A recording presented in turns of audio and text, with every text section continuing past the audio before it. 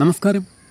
ഇന്നത്തെ നമ്മുടെ വീഡിയോയിൽ ഉൾപ്പെടുത്തിയിരിക്കുന്നത് ഒട്ടുമിക്ക വാഹന ഉടമകളും നേരിടുന്ന ഒരു പ്രശ്നമാണ് ഈ ഹെഡ്ലൈറ്റിൻ്റെ ഉള്ളിൽ ഇതുപോലെ വെള്ളത്തിൻ്റെ ഈർപ്പം കെട്ടി നിൽക്കുന്നത്.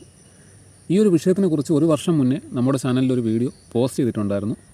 പക്ഷേ ഇപ്പോൾ ഒട്ടുമിക്ക വാഹന ഉടമകളും ഈ ഒരു കാര്യം ചോദിക്കുന്നുണ്ട്. ഇതിനെ എങ്ങനെ റിമൂവ് ചെയ്യാം, അല്ലെങ്കിൽ ഇത് എങ്ങനെ വെള്ളം കയറുന്നു, ഇതിൻ്റെ ഉള്ളിൽ വെള്ളം കയറാനായിട്ടുള്ള സാധ്യതകൾ എന്തൊക്കെയാണെന്ന് പലരും ചോദിക്കുന്നുണ്ട്. നമുക്ക് വീഡിയോയിലോട്ട് കിടക്കാം.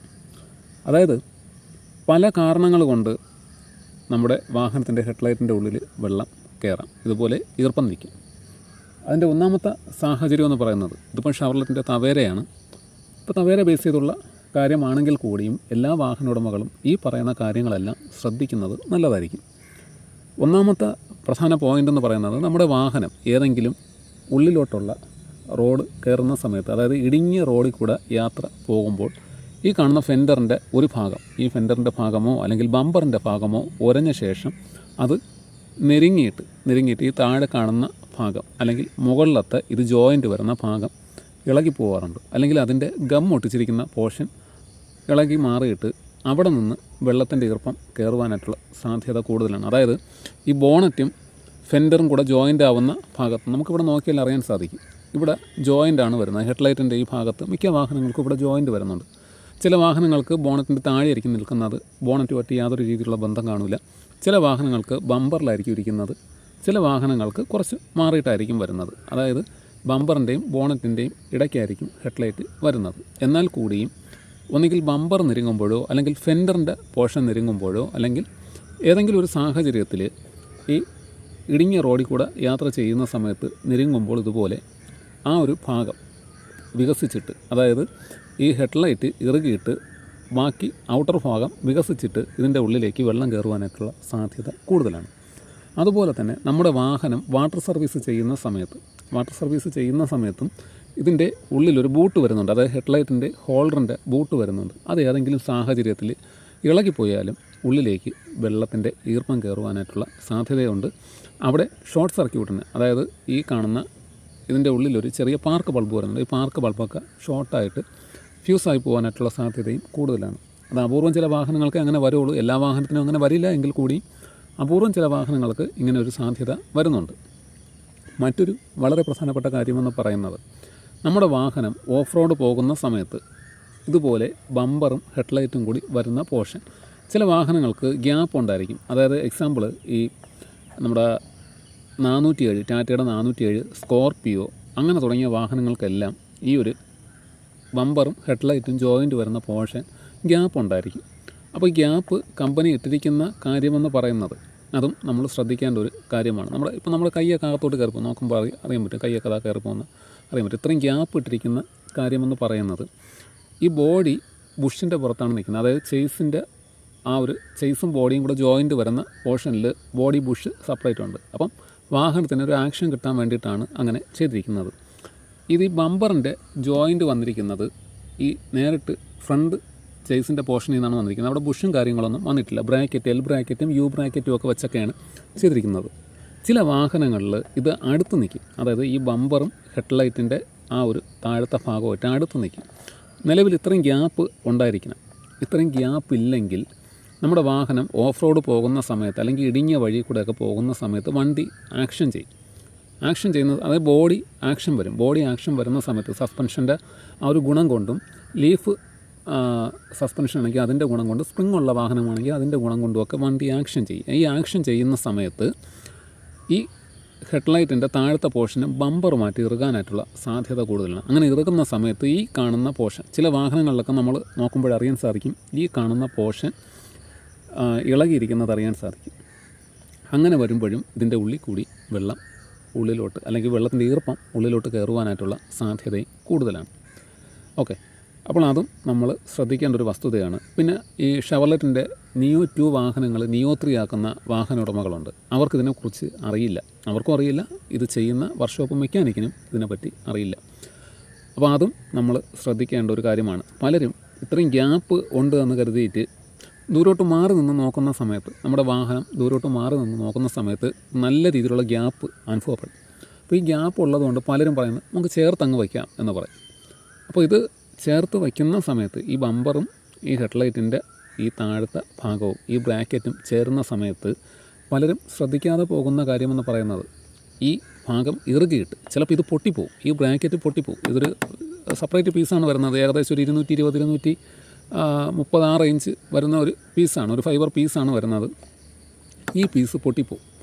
ഈ പീസ് പൊട്ടിയിട്ട് ഇവിടെ നെരുങ്ങിയിട്ട് ഒന്നുകിൽ ഇത് പൊട്ടിപ്പോവും, അല്ലെങ്കിൽ ഇവിടം വെച്ച് പൊട്ടി മാറും.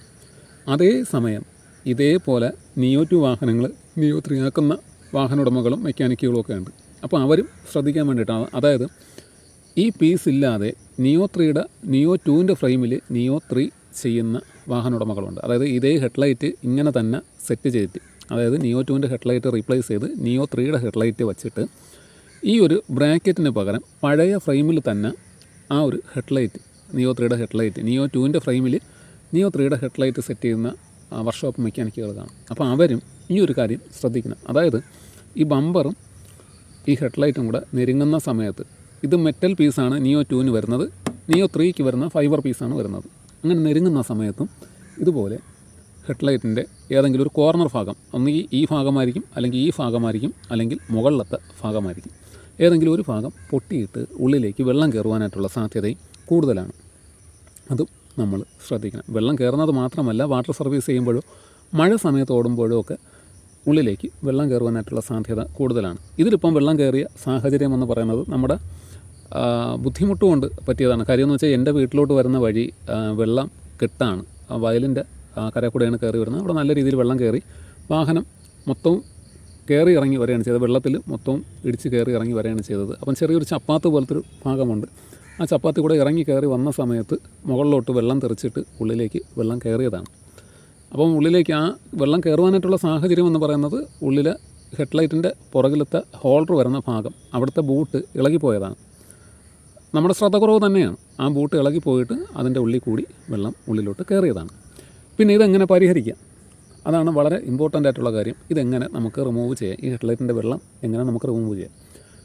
അതിനുള്ള എളുപ്പ വഴി എന്ന് പറയുന്നത് നമ്മുടെ വാഹനം നല്ല ചൂടുള്ള കാലാവസ്ഥയിൽ ഹെഡ്ലൈറ്റിൻ്റെ പുറകിലത്തെ ഹോൾഡറും ആ ബൂട്ടും ഊരിയിട്ട് അങ്ങനെ തന്നെ വെച്ചിരുന്നാൽ മതി. ഓക്കെ, വാഹനത്തിന് ഓട്ടമില്ലെങ്കിൽ അങ്ങനെ തന്നെ വെച്ചിരുന്നാൽ മതി. ആ ഈർപ്പം താനെ അങ്ങ് പൊയ്ക്കോളും, വേറെ ഒന്നും ചെയ്യാൻ നിൽക്കേണ്ട. ഈ ചില വാഹനത്തിൽ ഡ്രൈവർമാർ ചോദിച്ചൊരു ചോദ്യമാണ്, ഇതിൻ്റെ എങ്ങനെ റിമൂവ് ചെയ്യുക, അല്ലെങ്കിൽ വേറെ എന്തെങ്കിലും അഴിച്ച് റിപ്പയർ ചെയ്യേണ്ടതായിട്ടുണ്ടോ, അല്ലെങ്കിൽ ഗ്ലാസ് മാറേണ്ടതായിട്ടുണ്ടോ, അല്ലെങ്കിൽ വേറെ എന്തെങ്കിലും പ്രശ്നമുണ്ടോ എന്ന് പലരും ചോദിച്ചിട്ടുണ്ട്. ശരിക്ക് ഇതിൻ്റെ ഈ കാണുന്ന ഈർപ്പം റിമൂവ് ചെയ്യുവാനായിട്ട് നല്ല ചൂടുള്ള സമയത്ത് ആ ഹെഡ്ലൈറ്റിൻ്റെ ബൾബും ഹോൾഡറും ഊരി വെറുതെ അങ്ങ് വെച്ചിരുന്നാൽ മതി. ആ ബൂട്ട് ഊരിയിട്ട് വെറുതെ വെച്ചിരുന്നാൽ മതി. ഉള്ളിലേക്ക് ചൂട് വന്ന ശേഷം ആ വെള്ളം അങ്ങ് അത് ഈർപ്പം അങ്ങ് പോവും, വേപ്പറായി അങ്ങ് പൊയ്ക്കോളും. ഓക്കെ, വേറെ ഒന്നും ചെയ്യുവാനായിട്ട് നിൽക്കണം. നമ്മൾ അധികമായിട്ട് ഇതിനെ അഴിച്ചോ അല്ലെങ്കിൽ വേറെ എന്തെങ്കിലും റിപ്പയർ ചെയ്യാനായിട്ട് നിന്ന് കഴിഞ്ഞാൽ അത് പല രീതിയിലുള്ള പ്രശ്നങ്ങൾക്ക് കാരണം. ചിലപ്പോൾ ഈ റിഫ്ലക്ടർ മങ്ങിപ്പോവും. പിന്നെ അതുകൂടാതെ തന്നെ അഴിക്കുന്ന സമയത്ത് മറ്റു പല ഡാമേജുകളും വരാനായിട്ടുള്ള സാധ്യതയുണ്ട്. പിന്നെ ഇതിൻ്റെ അഡ്ജസ്റ്റർ വർക്കാവാത്ത അവസ്ഥകൾ വരും. അങ്ങനെയൊക്കെയുള്ള കുറേ ബുദ്ധിമുട്ടുകൾ വരുവാനായിട്ടുള്ള സാധ്യതയുണ്ട്. അപ്പോൾ അതെല്ലാം ശ്രദ്ധിച്ചിട്ട് വേണം ഇത് ചെയ്യുവാനായിട്ട്. ഓക്കെ, പരമാവധി അഴിച്ച് റിപ്പയർ ചെയ്യേണ്ടത്. ഞാൻ എല്ലാവരുടെ അടുത്തും പറയുന്ന ഒരു കാര്യമാണ്, നമ്മുടെ എല്ലാ വീഡിയോയിലും പറയുന്ന ഒരു കാര്യമുണ്ട്, സീറ്റിംഗ് ആയിട്ടിരിക്കുന്ന ഒരു പാർട്സ് പോലും അഴിച്ച് റിപ്പയർ ചെയ്യരുത്. ഇങ്ങനൊരു വെള്ളത്തിൻ്റെ ഈർപ്പം നിങ്ങളുടെ വാഹനത്തിന് വന്നിട്ടുണ്ടെങ്കിൽ ആദ്യം ചെയ്യേണ്ടത് ആ ഹെഡ്ലൈറ്റിൻ്റെ പുറകിലത്തെ ഹോൾഡർ അഴിച്ച ശേഷം, ഹോൾഡറും ബൂട്ടും അഴിച്ച ശേഷം അതിനെ അങ്ങ് മാറ്റി വെച്ചിരുന്നാൽ മതി. നല്ല ചൂടുള്ള കാലാവസ്ഥയിൽ ചെയ്യാൻ പറ്റുള്ളൂ, അല്ലാത്ത സമയത്ത് ഒന്നും ചെയ്യാൻ പറ്റില്ല. പിന്നെ ഇത് കുറച്ച് വേപ്പറായിട്ടുള്ള ഈ ഒരു ഭാഗം, ഈ ഭാഗത്ത് ഇതേപോലെ വെള്ളം കെട്ടി നിൽക്കുന്ന വേപ്പറായി പോയി കഴിഞ്ഞാൽ കുറച്ച് നേരം ഹെഡ്ലൈറ്റ് വാഹനം സ്റ്റാർട്ട് ചെയ്ത് ഹെഡ്ലൈറ്റ് ഓൺ ചെയ്തിരുന്നാൽ മതി. ആ കുറച്ചുള്ളതും കൂടെ അങ്ങ് വേപ്പറായി അങ്ങ് പൊയ്ക്കോളൂ. ഓക്കെ, അത്രയും മാത്രം ചെയ്താൽ മതി, വേറെ ഇതിലൊന്നും ചെയ്യാൻ നിൽക്കേണ്ട. നമ്മൾ അധികമായിട്ട് എന്തെങ്കിലും വർക്ക് ചെയ്യുന്നുണ്ടെങ്കിൽ അത് ഇതിനെ ഈ റിഫ്ലക്ടറിനെ മങ്ങലിനത് കാരണമാവും. അപ്പോൾ അങ്ങനെയൊക്കെയുള്ള കുറച്ച് പ്രശ്നങ്ങളുണ്ട്. അപ്പോൾ അതും ശ്രദ്ധിക്കേണ്ട ഒരു വസ്തുതയാണ്. ഓക്കെ, അപ്പോൾ ഇത് എല്ലാ വാഹന ഉടമകളും ശ്രദ്ധിക്കാൻ വേണ്ടിയിട്ടാണ് പറയുന്നത്. ഈ ഒരു ഈർപ്പം പോയില്ലെങ്കിൽ നിങ്ങൾ ശ്രദ്ധിക്കേണ്ട ഒരു കാര്യമെന്ന് പറയുന്നത് ഈ ഭാഗത്ത്, ഈ കോർണർ ഭാഗമോ അല്ലെങ്കിൽ മുകളിലത്തെ ഭാഗമോ താഴത്തെ ഭാഗമോ എവിടെയെങ്കിലും പൊട്ടൽ ഉണ്ടായിരിക്കാനായിട്ടുള്ള സാധ്യതയുണ്ട്. ചിലപ്പോൾ നമ്മളത് ശ്രദ്ധിക്കില്ല, ഉള്ളിലായിരിക്കും പൊട്ടൽ വരുന്നത്, അല്ലെങ്കിൽ സൈഡ് ഭാഗത്തായിരിക്കും പൊട്ടൽ വന്നിട്ടുള്ളത്. അപ്പോൾ അങ്ങനെ ഒരു സാധ്യതയും ഇല്ലെന്ന് നോക്കി ഉറപ്പ് വരുത്തേണ്ടതാണ്. ഓക്കെ, അപ്പോൾ ഇത് എല്ലാ വാഹന ഉടമകളും ശ്രദ്ധിക്കാൻ വേണ്ടിയിട്ടാണ് ഈ ഒരു വീഡിയോ ചെയ്യുന്നത്. പലരും അടുത്ത കാലത്ത് ചോദിച്ചിട്ടുണ്ടായിരുന്നു, നിങ്ങളുടെ വാഹനത്തിൻ്റെ ഹെഡ്ലൈറ്റിൽ ഇങ്ങനൊരു വെള്ളത്തിൻ്റെ ഈർപ്പം നിൽക്കുന്നതിൻ്റെ സാഹചര്യം എന്തെന്ന് ചോദിച്ചിട്ടുണ്ടായിരുന്നു. സാഹചര്യം എന്നതാണ്, വീട്ടിലോട്ട് വരുന്ന വഴി വെള്ളക്കെട്ടിൽ ഇറങ്ങി കയറി വന്നതിന് പറ്റിയ ഒരു ഫോൾട്ടാണ്, നമ്മുടെ ശ്രദ്ധക്കുറവ് തന്നെയാണ്. ഓക്കെ, അപ്പോൾ ഇത് മറ്റുള്ള വാഹനം ഓടുന്ന ഡ്രൈവർമാർക്കും ഓണർമാർക്കും വരാതിരിക്കാൻ വേണ്ടിയിട്ടാണ് ഈ ഒരു കാര്യം പറയുന്നത്.